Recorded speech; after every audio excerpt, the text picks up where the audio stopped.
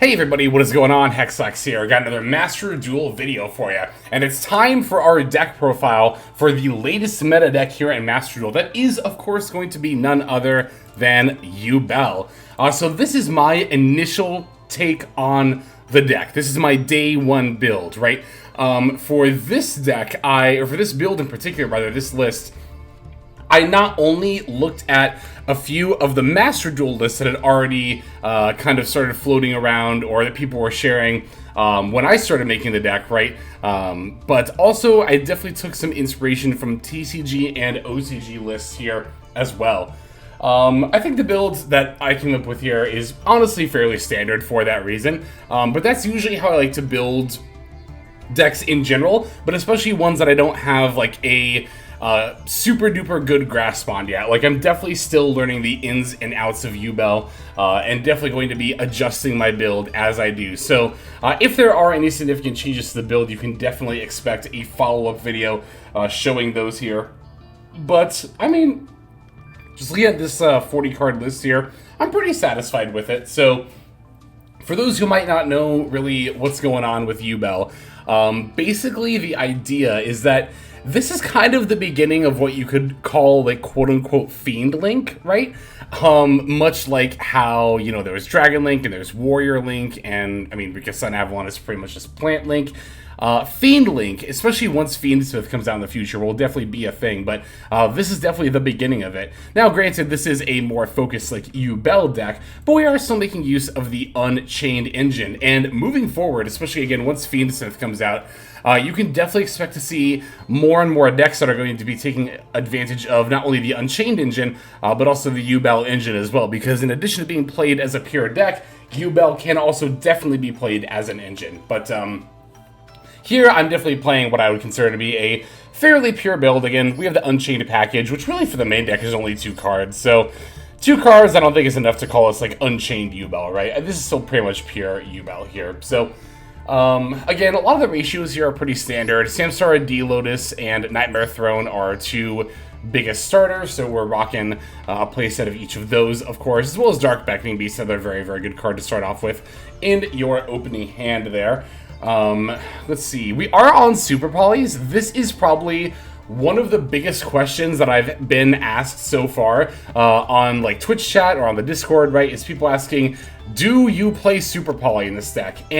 Or is Super Poly good in this deck? I think the answer is yes. I think it is fine. And by that, I mean Super Poly in this deck is optional, not necessarily optimal. That is to say, you could play this deck with or without Super Poly, and I think it'd be fine. And to be totally honest, I suspect that in the long run, this deck will probably not play Super Polymerization. The main reason, honestly, I'm even on to Super Poly right now is because there are so many Yubel decks on ladder that you can just like Super Poly their board into your Yubel, the Loving Defender forever.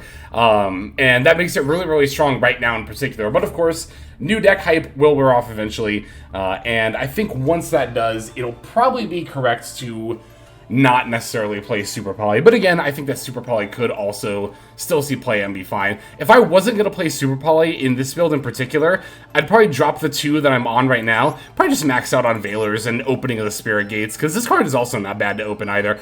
Opening the Spirit Gates is actually crazy good. If you're like me and you're used to playing this card just with Dark Beckoning Beast in Sprite, you're like, oh yeah, I can bring back the Dark Beckoning Beast, right? But no, this actually brings back any Fiend monster with 0 attack and defense, which, as we know, is a lot of the Yubel archetype. So having a 3rd copy of this is definitely not bad. Also, fun fact, because Yubel is level 10, you'll often get to use this other bonus effect to add, like, let's say you Opening the Spirit Gates, right? You activate it, add Dark Beckoning Beast, which you then summon, and add another Opening the Spirit Gates. Later in your turn, when, like, for example, Spirit of Yubel is in the graveyard, you can use Opening of the Spirit Gates, discard your extra opening that you search off Dark Beckoning Beast, bring back Spirit of Yubel, because it's a Fiend with 0 attack and defense. Now you also control a level 10 monster, so you can add back that opening that you just sent, and then potentially discard it for, like, Super Poly or Eternal Favorite or something like that. So, very, very good package for the Yubel deck.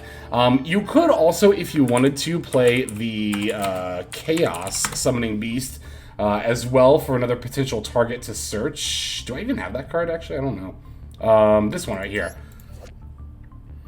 This could be another card that you search off of the Dark Beckoning Beast, but I think it's kind of optional. Let's see here. 2 Gruesome Gravescorn, I think is a good number for that. I do definitely think you need, of course, original Yubel and Terra Incarnate. You could play Ultimate Nightmare if you really, really want to, but I don't think that's necessary. And in fact, I think that almost no builds are on it. It's one of those kind of cards that was played initially when the deck, especially in the OCG, was like first, you know, becoming more and more meta, but kind of fell off pretty quickly.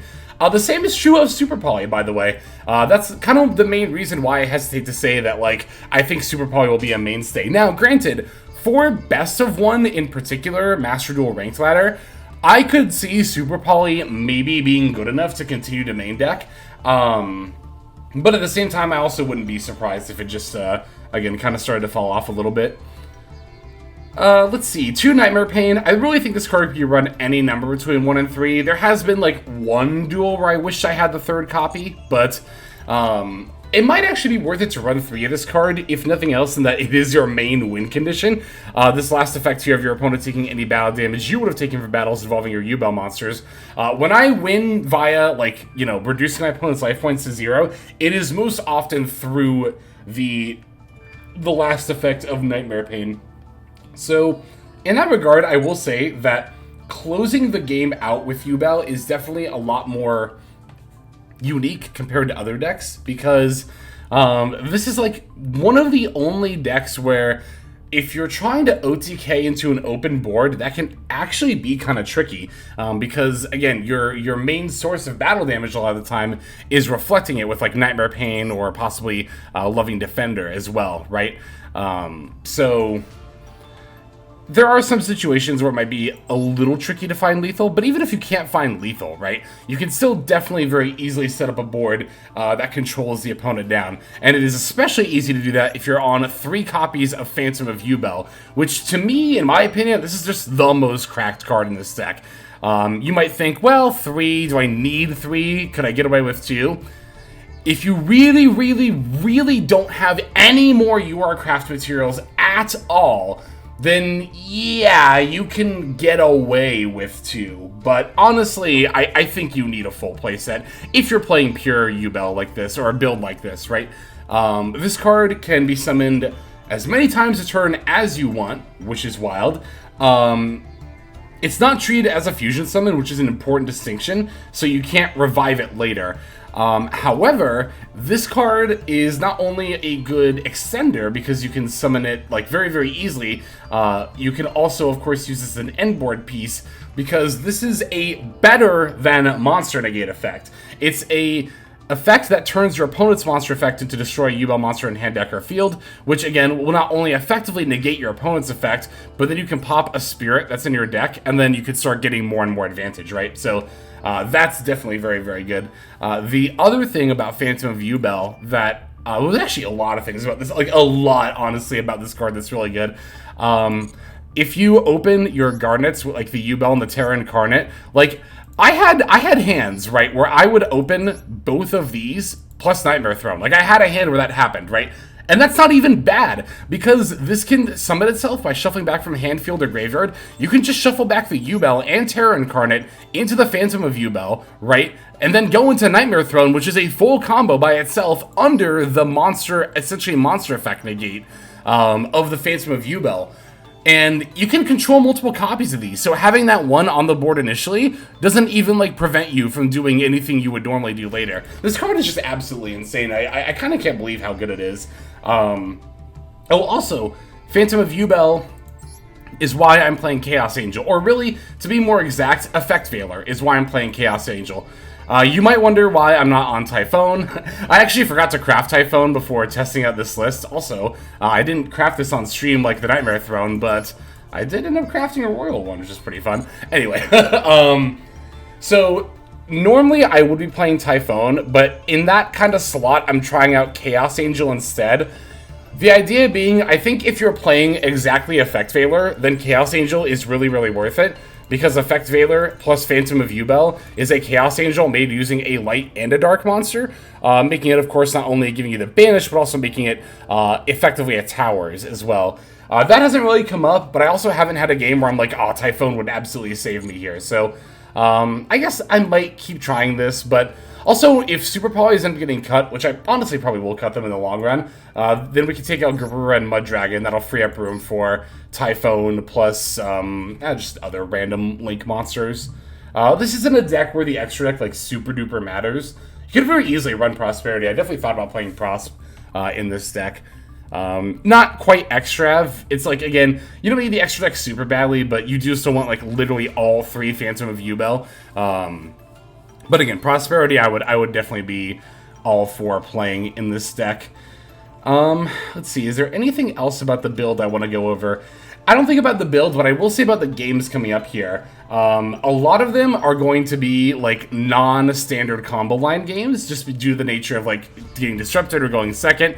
However, ideally, it should be tomorrow. If not tomorrow, probably on Tuesday, I will be releasing a Yubel combo guide. I just want more personal experience with the deck before I, go around saying, this is how you should play it. So, anyway, let's break this list down card by card, and then we'll start looking at some of those games, right? So we're on 2 Effect Veiler, 3 Samsara D-Lotus, 2 Gruesome Grave Squirmer, 3 Maxi, 3 Dark Beckoning Beast, 3 Ash Blossom, and Joyous Spring, 1 Unchained Soul of Sharvara, 1 Yubel, 3 Spirit of Yubel, 1 Yubel Terror Incarnate, 1 for 1, 3 Nightmare Throne, 2 Opening of the Spirit Gates, 2 Nightmare Pain, 2 Super Polymerization, 2 Call by the Grave, 1 Cross-Out Designator, 3 Infinite Permanence, 1 Escape of the Unchained, and then finally 1 Eternal Favorite. And that's going to round out our main deck. For the extra, we're on 1 Mud Dragon of the Swamp, 1 Garura Wings of Resonant Life, 3 Phantom of Yubel, 1 Yubel, the Loving Defender Forever, 1 Chaos Angel, 1 Salmon Great Almirage, 1 Unchained Soul of Rage, 1 Cross Sheep, 1 Muckraker from the Underworld, 1 Unchained Soul Lord of Yama, 1 SP Little Knight, 1 Nightmare Griffin, and then 1 Appaloosa Bow of the Goddess. That's going to do it for our list. Let's watch these duels now. Alright, I'm going to start off with a duel against Horus Tearlaments. I've had a chance to practice this deck a little bit so far, and a lot of the games have been up against like either mirror matches or a lot of like highly meta-relevant like upper tier decks, so I'm pretty satisfied in that regard. We are going to be going second here. Opponent's going to lead with a Rhino Heart. I'm not going to use Imperm on it for 2 reasons. 1, I can Maxi on the Hadness and get a draw. 2, I would rather Imperm the Kikkalos anyway to negate both Kikkalos' search effect, as well as the ability for her to then mill 5, right? So, alright, Kikkalos coming down, gonna get a card draw. Callby is actually a pretty good draw in this matchup here, in particular. Alright, gonna Imperm, again, the Kikkalos. So there's that negation. And it looks like they're gonna use Thrust, setting Meta Noise before, I believe, passing over to us. Yep, so not concerned about the Meta Noise. Getting something flipped down might be annoying. That Dark Beckoning Beast was a fantastic top deck, by the way. We did already have plays with the 1-for-1, but not having to lead with that is of course, very, very good. So I'm going to use 1-for-1 and actually pitch the Spirit, because the only other normal summon in my hand is a Dark Beckoning Beast. This does end up provoking the Meta Noise on the Lotus as soon as it comes out. I'm going to chain the Sharvara and pop it. Try to get some opportunity cost out of that. By pitching the Beckoning Beast, I get to bring back Spirit of Yubel. Spirit of Yubel F will then set the Nightmare Pain. I'm going to use my Nightmare Pain F and then use it to pop Spirit of Yubel to add the Gruesome Grave Squirmer. Spirit of Yubel F then summons Yubel. Normally you would go into Cross Sheep here, but of course with the Sharvara on the field, we can only go into Fiends, right? So, after summoning Grave Squirmer, popping Yubel for Terra Incarnate, I'm going to go into Unchained Soul Lord of Yama. Sharvara effect can then set the Escape of the Unchained. I could have added the Sharvara back from grave to hand. I actually probably should have done that. Now that I think about it. I don't know why I wanted to keep it in the graveyard. I remember making the conscious decision to keep it in there. I'm just trying to remember why I would have done that. But anyway. I get to bring back the Spirit. Cross Sheep F when the Phantom of Yubel is summoned. Samsara Lotus has not used the effect yet, so gonna summon out Yubel, then another Phantom, and then moving to battle phase. As I said before, this Nightmare Pain reflecting the battle damage is going to be your main win con, like pretty much every single time. So the thing to remember about Nightmare Pain, though, is that your opponent takes any battle damage you would have taken from battles involving your Yubel monsters. So it'll only reflect damage if the monster like has Yubel in its name. That's why I kind of like set the board up the way I did there, right? Because, you know, Beckoning Beast or Grave Squirmer or Lotus, while they have 0 attack points, they don't have Yubel in their name, so they won't actually like reflect the battle damage back to the opponent. So yeah, a lot of the time, you're just going to kind of have to, like, math out how many attacks you need, given how strong your opponent's strongest monster is. So, Kikalo's 2300, we would need at least 4 attacks, so summon 4 Yubel monsters, and there we go. I do kind of want to still put in something like Nightmare Unicorn, potentially, because that is something I could have done here. If I didn't have access to a 4th Yubel monster, I could have, like, made a Nightmare Unicorn instead. Well, no, that wouldn't have worked, actually, because I can't do that during the battle phase, right? So, no, never mind. Disregard what I said. But yeah, anyway. Again, not really too many going first games I got here to show off typical combo lines. We'll do that during the combo guide. But here, at least, you get an idea of what, like, closing out a duel, even on your first turn, with Yubel looks like. So, there's that one. Let's see our next game. Okay, this one's actually going to be a mirror match. Mirror matches can be a little weird with this deck, because, like, again, if your main win con is trying to reflect battle damage, then you might not always have the most opportunities to do that in the mirror, if you're both on, like, the 0 attack monsters, right? So, excuse me, going second again, got Max C and Super Poly, though, so I'm not too upset about it. This person on the Chaos Summoning Beast, it looks like. As soon as that comes down, I'm going to drop the Max C here, because I know they're about to link summon. Beckoning Beast and then the Chaos Beast. We're just going straight for the SP, looks like, to get some disruption in with as minimal draws as possible. Drawing the 3rd copy of Nightmare Throne. Not exactly the best draw in the world, but I will definitely take this Imperm we peeled off the top of the deck for sure. Now, the Max C here, in response to the opening of the Spirit Gates, is definitely not ideal. Especially because, like, again, this deck doesn't really have the easiest time OTKing, and especially if the opponent only has, like, 1 weak monster on the board. So this is actually one of those decks where I feel like you're not going to be able to play through a Max C very often. Like, even if you have the ability to attack like I do here, right? So, gonna normal the Beckoning Beast, Nightmare Throne for Spirit. Then I'm just gonna set Super Poly and pass. I'm not really concerned, again, about playing under the Max C here, because I don't know if I'm going to have a super easy time OTKing. Here, actually, that opponent's turn went by a lot more quickly than I thought it did, or I thought it would, rather. I'm actually a little surprised they didn't even bother to attack with the SP Little Knight, but my plan was to wait for them to summon out more of their board, and then flip up the Super Poly. But here, literally all they did was, like, normal, or special, the Beckoning Beast off of opening, getting rid of a Gamma, and then passing. I actually don't agree with this play. What our opponent could have done was actually not activated opening at all, right? They could have just kept the Little Knight on the field and then tried to use it as early into my turn as possible. Then their Gamma would have been live. And I think that would have gone a lot further than just throwing away the Gamma for a random Dark Beckoning Beast here. Oh, they don't even... Oh, my God. I was trying to remember how this duel closed out. No wonder I couldn't remember. Because they just conceded right away. But this is like a kind of game where we were going to win by playing the control game, right? You'll also notice I didn't end up even activating Super Poly. Because I wanted to wait, again, on my opponent's turn until I summoned a Yubel monster and then go into Loving Defender. But they didn't end up doing that. So it's like... At that point, I don't really feel the need to use Super Poly to clear their board. I can definitely clear their board without using it if I need to. But, I mean, at the same time, we have 2 Nightmare Thrones in hand, so it's not like we're needing to be stingy about not discarding a card. I think you could have gone either way here, but, yeah, I think this is an example of how, like, the control game really would have, been our win con here. Just getting rid of the opponent's resources while maintaining your own, you know? Yubel, I think, is a very... it's a deck that can pivot very easily in that regard. Whether you try to rush in for the kill like we did against Tearlaments in the first game, or whether you try to play a more long game like we were going to do in this one if the opponent didn't concede so quickly. Do have at least one more game to check out, so let's see that.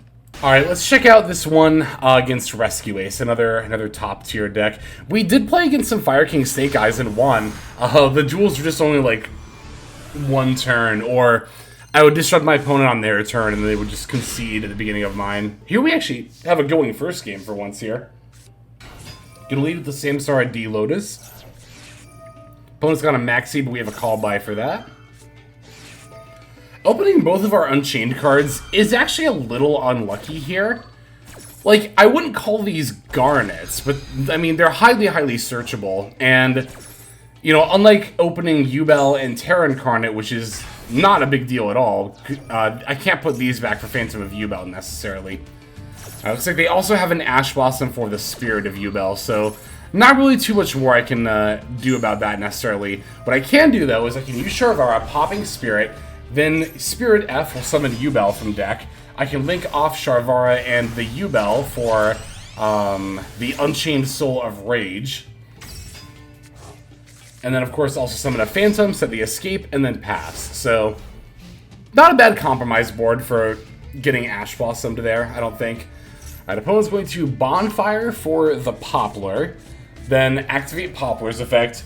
So, I know now, in hindsight, that this is Rescue Ace, but in the moment, I wasn't sure. This could still be Fire King Snake Eye. Fire King Snake Eye has a line where they will Bonfire for Poplar, and then Poplar for Original Sin for Ash, and then Ash for Ponix, and then normal summon that.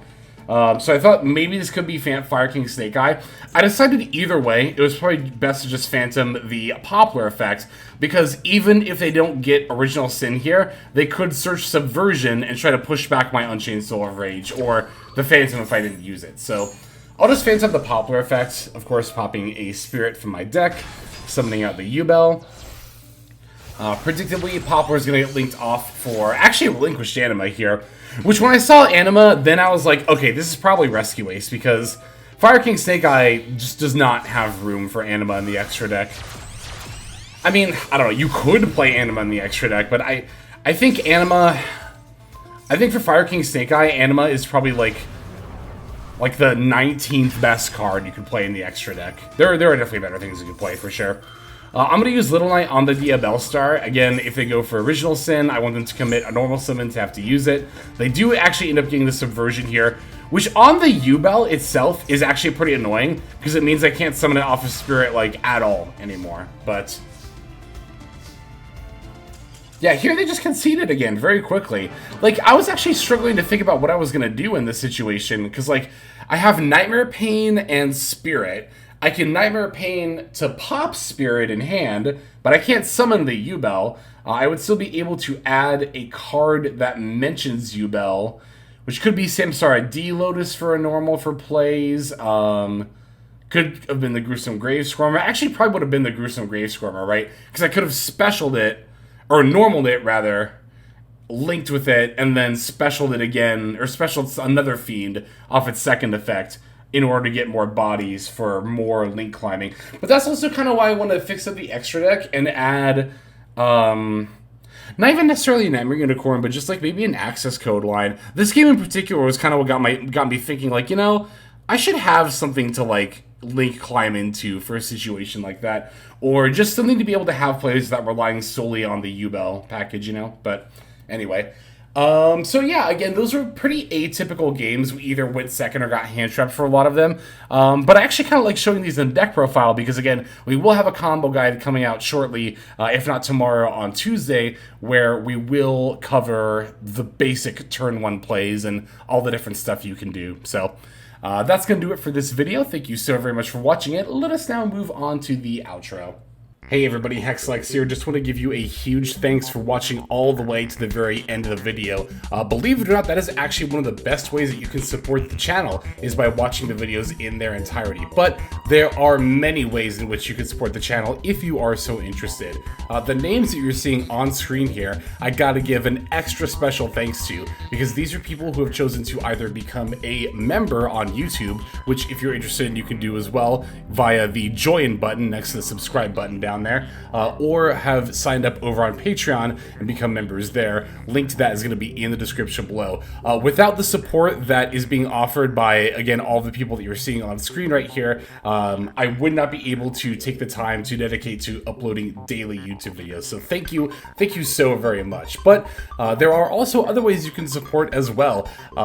Again, link to the description below. If you like my deck tracker that you'll see in a lot of my videos, the Untapped Companion, you can download that for free. And if you use my affiliate link down there, then that also goes a long way towards supporting the channel. That's, again, free. So is subscribing here on YouTube. That's also free and a huge way to support. You can also check out Twitch, once again linked in the description below. Following and subscribing over there will not only support as well, but also give you notifications of when I go live if you want to catch some of the live streams. But really, no matter how you choose to support, it all adds up and it all definitely means the world. So thank you, each and every one of you. For now, this is Hexlex. I'm going to be signing out. But more than that, I'm hoping that you have a fantastic day.